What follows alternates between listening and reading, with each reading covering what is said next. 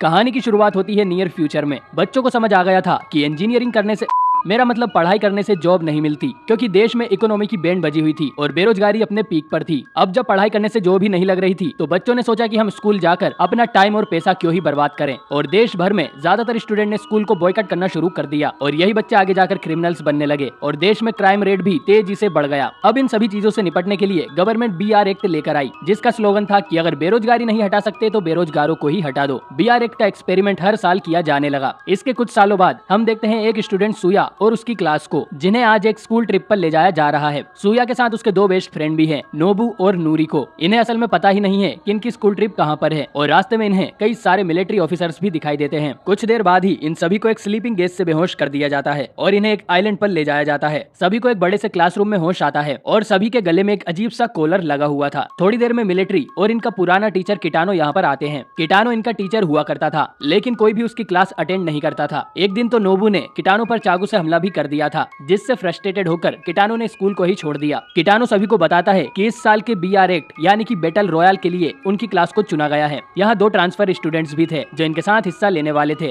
और इनके नाम है किरियामा और कवाडा। किटानो कहता है कि तुम जैसे बिगड़ेल बच्चों के लिए ये एक्ट पास किया गया है जो कि बड़ों की इज्जत करना नहीं जानते। इसके बाद वो टीवी पर एक वीडियो प्ले करता है जिसमें सभी को बैटल रॉयल और उसके रूल्स के बारे में बताया जाता है। इन सभी बच्चों को एक सुनसान आइलैंड पर लाया गया है जिस पर अब कोई भी नहीं रहता। इन सभी बच्चों के पास 3 दिन है एक दूसरे को मारने के लिए। जो भी स्टूडेंट आखिरी तक सर्वाइव करेगा उसे चिकन डिनर मिलेगा और घर भेज दिया जाएगा। यहाँ कई सारे एरिया हैं जहाँ पर ये लोग छुप सकते हैं और किटानो हर दिन लाउड स्पीकर पर सभी को बताएगा कि कौन कौन से स्टूडेंट मारे जा चुके हैं और ये भी कि आज रेड जोन कहाँ कहाँ बनने वाला है। स्टूडेंट्स को उस रेड जोन से तुरंत बाहर निकलना होगा, नहीं तो इनके गले में जो कॉलर है वो फट जाएगा और स्टूडेंट्स की मौत हो जाएगी। इस कॉलर में माइक और ट्रैकर भी लगा हुआ है जिससे मिलिट्री को हमेशा पता रहेगा कि कौन सा स्टूडेंट कहाँ पर है और वो जिंदा भी है या नहीं। ये कॉलर्स वाटर प्रूफ है और अगर किसी ने जबरदस्ती इन्हें उतारने की कोशिश की तो भी वो मारा जाएगा। बच्चों को इन सब बातों पर यकीन नहीं हो रहा था कि उन्हें एक दूसरे को मारना पड़ेगा। शुरू में वो इसे एक मजाक ही समझते हैं, लेकिन फिर एक लड़की वीडियो के दौरान ही बातें करने लगती है तो किटानो एक चाकू फेंक कर उसके सर में मारता है और उसकी मौत हो जाती है। अब ये देख स्टूडेंट्स को पता चलता है कि वो सभी सच में एक बड़ी मुसीबत में फंस गए हैं। नोबू गुस्से में किटानो पर अटैक करता है तो किटानो अपने रिमोट से नोबू का कॉलर एक्टिवेट कर देता है और कुछ ही देर में कॉलर फटने से नोबू की मौत हो जाती है।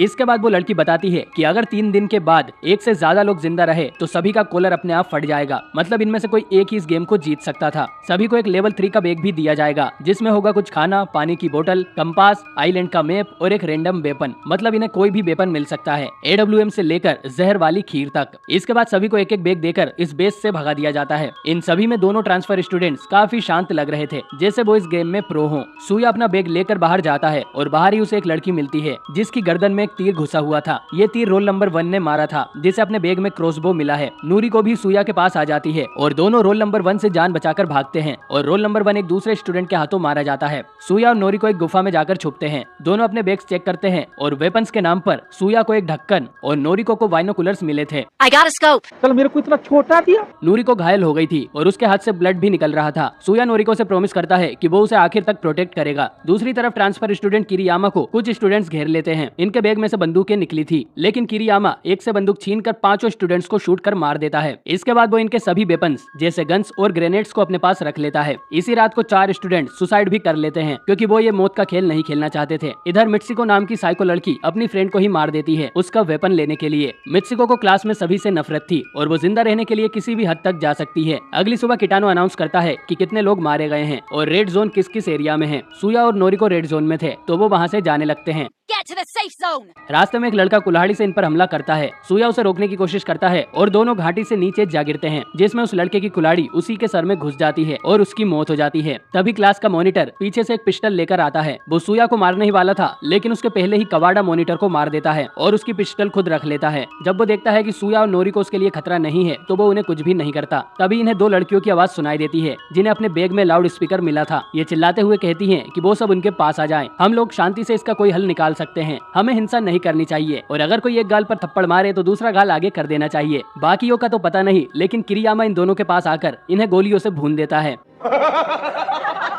कवाडा सूया और नोरिको को एडवाइस देता है कि वो यहाँ किसी पर भी भरोसा ना करे और किसी की हेल्प करने ना जाएं। दूसरी तरफ मित्सिको एक केबिन में छुपने जाती है जहाँ पहले से ही एक लड़की थी। मित्सिको ने स्कूल में इस लड़की का बॉयफ्रेंड चुराया था तो वो मित्सिको से काफी समय से नफरत करती है। ये दोनों लड़ने लगती है, लेकिन आखिर में मित्सिको बड़ी ही चालाकी से उस लड़की को मार देती है। इधर चलते चलते नोरिको की हालत बहुत खराब हो गई थी। I need medicine. सूया को मैप में एक क्लिनिक नजर आता है और वो नूरिको को लेकर वहीं जाता है। उनकी किस्मत काफी अच्छी थी कि क्लिनिक में कबाड़ा छुपा हुआ था जो इनको अंदर आने देता है और नूरिको का इलाज भी करता है। कुछ और लोग मारे जाते हैं और डे 1 खत्म हो जाता है। रात को कबाड़ा बताता है कि ये गेम वो 3 साल पहले भी खेल चुका है और वो अकेला सर्वाइवर था। उस गेम में कबाड़ा के साथ उसकी गर्लफ्रेंड भी थी, लेकिन क्योंकि इस गेम में कोई एक ही जिंदा रह सकता था तो कबाड़ा को मजबूरी में उसे मारना पड़ा था। इसके बाद कबाड़ा ये भी बताता है कि वो यहाँ से निकलने का एक रास्ता जानता है जिससे वो तीनों ही जिंदा बच सकते हैं। लेकिन तभी उन्हें बाहर गोलियां चलने की आवाज सुनाई देती है। किरियामा एक स्टूडेंट के पीछे पड़ा हुआ था, वो उसे पकड़ लेता है और ढेर सारी गोली मारकर उसकी जान ले लेता है। किरियामा के जाने के बाद ये स्टूडेंट उठ खड़ा होता है। असल में ये मरने का नाटक कर रहा था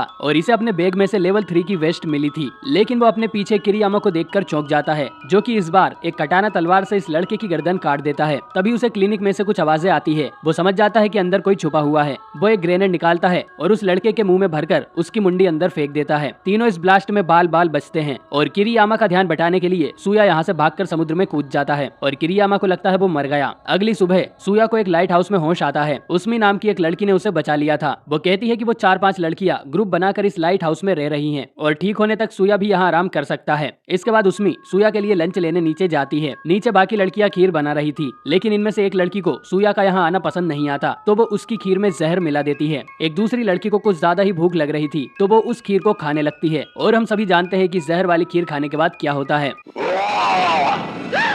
उस लड़की की मौत हो जाती है और सभी लड़कियां एक दूसरे पर शक करने लगती है कि जहर किसने डाला और फिर कंफ्यूजन में सभी एक दूसरे को गोली मार देती हैं। सूया जब नीचे आता है तो ये देखकर उसे बहुत दुख होता है कि लंच पूरा बर्बाद हो गया था, मतलब सारी लड़कियां मर चुकी थी। इसके बाद सूया नोरिको को ढूंढने उसी जगह जाने लगता है जहाँ कबाड़ा ने उसे मिलने बुलाया था। सूया की आवाज सुन नोरिको भी उसे ढूंढने भागती है, लेकिन उसे रास्ते में मित्सिको मिल जाती है। मित्सिको नूरिको मारने ही वाली थी कि अचानक ही वो किसी चीज से डर के भाग जाती है। ये किटानो था जो नूरिको से कहता है कि तुम्हें जिंदा देखकर मुझे खुशी हुई। तभी सूया भी गिरते पड़ते यहाँ पहुँच जाता है और किटानो नूरी को अपना छाता देकर यहाँ से चला जाता है। मित्सिको इसके बाद एक वेयर हाउस में जाती है और वहाँ एक कपल को मार देती है। यहाँ किरियामा भी आता है और दोनों एक दूसरे को कड़ी टक्कर देते हैं, लेकिन क्योंकि किरियामा ने लेवल 3 का वेस्ट पहना हुआ था तो उसे कुछ भी नहीं होता और वो मित्सिको को भी मार देता है। दूसरी तरफ हम लड़कों के एक ग्रुप को देखते हैं जो कुछ और ही कर रहे थे। इनमें एक स्टूडेंट हैकर था जो पुराने जनरेटर और बैटरीज की मदद से अपने लैपटॉप को ऑन कर लेता है। उसका प्लान था इन कॉलर्स और मिलिट्री के सिस्टम को हैक कर लेना और फिर ढेर सारे गोला बारूद से पूरे मिलिट्री बेस को ही उड़ा देना। ऐसा करने के बाद वो सभी जिंदा बच जाएंगे। ये हैकर रात होते ही पूरा सिस्टम हैक कर देता है। सिस्टम रिसेट करने के लिए मिलिट्री को कम से कम आधा 1 घंटा लगेगा। इसके बाद ये गोला बारूद को ट्रक में भरकर मिलिट्री बेस जाने लगते हैं जो कि इन्होंने जुगाड़ करके बनाए थे, लेकिन उससे पहले ही किरियामा इन पर अटैक कर देता है। दोनों तरफ से गोलीबारी होती है जिनमें एक गोली एक्सप्लोसिव को लग जाती है और वो वहीं पर ब्लास्ट हो जाते हैं जिनमें हैकर और उसके सारे दोस्त मारे जाते हैं। ब्लास्ट को देखकर सूया, कबाड़ा और नूरी को यहाँ आते हैं। किरियामा अभी तक जिंदा था, लेकिन ब्लास्ट के कारण वो अंधा हो गया था और अब पूरे गेम में सिर्फ ये 4 लोग ही जिंदा बचे थे। कबाड़ा उस पर अटैक करता है और आखिरकार किरियामा को मार देता है। तीसरे दिन की सुबह तक ये लोग उस सेफ जोन में पहुंच जाते हैं जहां से ये लोग कबाड़ा के मुताबिक अपने घर भाग सकते थे, लेकिन कबाड़ा रिवील करता है कि उसने झूठ बोला था। यहाँ से भागने का कोई रास्ता नहीं है और वो उन दोनों को आखिर में मारने के लिए बचा रहा था। इसके बाद कबाड़ा उन दोनों को गोली मार देता है। किटानो और बाकी ऑफिसर्स ने ये सब सुन लिया था, लेकिन उनका सिस्टम अभी तक पूरा ठीक नहीं हुआ था। तो 2 सोल्जर्स ये कंफर्म करने के लिए जाते हैं कि सूया और नोरिको सच में मरे या नहीं, लेकिन किटानो बोलता है कि गेम खत्म हुआ और कबाड़ा विनर है और अब तुम सभी लोग इस आइलैंड से जा सकते हो और सारी मिलिट्री यहाँ से चली जाती है। सिर्फ किटानो यहाँ रह गया था। कुछ देर बाद कबाड़ा किटानो के पास आ जाता है। किटानो उसे जीत के लिए बधाई देता है और रिमोट से सभी कॉलर्स को डिसेबल कर देता है, लेकिन इसके बाद किटानो कबाड़ा पर ही हैकिंग का इल्जाम लगाता है। लेकिन तभी सूया और नोरिको यहाँ आते हैं। असल में कबाड़ा ने इन दोनों को मारा ही नहीं था और उन्होंने पूरी मिलिट्री को बेवकूफ बना के यहाँ से भगा दिया। लेकिन इन्हें देखकर किटानो बिल्कुल भी नहीं चौंकता। वो इन्हें अपनी एक पेंटिंग दिखाते हुए कहता है कि अगर उसके बस में विनर चूज करना होता तो वो नोरिको को ही चुनता, क्योंकि सिर्फ एक वही थी जिसने स्कूल में किटानो की रिस्पेक्ट की थी। किटानो से बस बच्चे ही नहीं, उसकी फैमिली और बेटी भी नफरत करते हैं, इसीलिए वो आइलैंड से वापस नहीं जाना चाहता।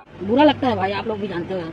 वो नोरिको से कहता है कि वो उसे गोली मारकर खत्म कर दे। उसके पास जिंदा रहने के लिए अब कोई पर्पस नहीं बचा है। नोरिको ऐसा नहीं करती तो किटानो ही उस पर गन पॉइंट करता है और ये देख सूया किटानो को भून देता है और उसकी मौत हो जाती है। इसके बाद तीनों अपने अपने कॉलर्स निकालकर फेंक देते हैं। तभी किटानो का मोबाइल बजने लगता है। किटानो उठकर उसे पिक करता है और ये उसकी बेटी का फोन था जो कि उसे बुरा भला सुना रही थी कि वो 3 दिनों से घर क्यों नहीं आया। गुस्से में किटानो अपने फोन को ही शूट कर फोड़ देता है और फिर से मर जाता है। इसके बाद कबाड़ा, सूया और नोरिको किटानो की बोट लेकर शहर की तरफ जाने लगते हैं। रास्ते में हमें पता चलता चलता है कि किरियामा से फाइट के दौरान एक गोली कवाडा को लग गई थी, जिससे उसकी हालत बहुत गंभीर है और कुछ ही देर में उसकी मौत हो जाती है। अब सूया और नोरिको जिंदा तो बच गए थे, लेकिन गेम को चीट करने के लिए पूरे शहर में उनके पोस्टर लग जाते हैं और उन पर मर्डर का इल्जाम भी था। सूया और नोरिको के लिए उनकी सारी जिंदगी ही एक बैटल रॉयल बन गई थी, जिसमें वो किसी तरह सर्वाइव कर रहे थे और ये फिल्म यहीं पर एंड हो जाती है।